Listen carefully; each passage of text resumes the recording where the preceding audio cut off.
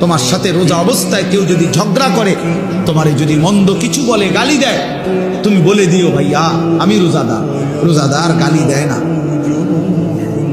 রোজাদার ঝগড়া করে না ভাইয়া, রোজাদার নাফরমানি করে না। ফালিয়াকুল ইন্নী ইমরুউন সাইম।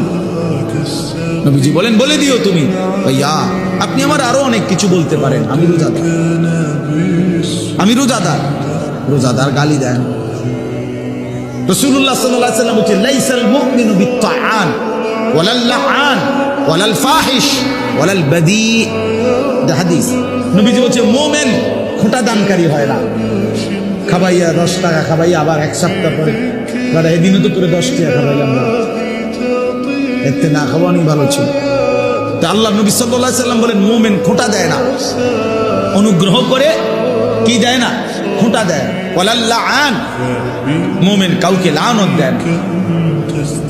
ওয়ালাল ফাহিশ, মুমিন অশ্লীল কথা বলে না। ওয়ালাল বাদী, মুমিন নোংরা চরিত্রের হয় না। হাদিস আল্লাহ রাসূল সাল্লাল্লাহু আলাইহি ওয়াসাল্লাম।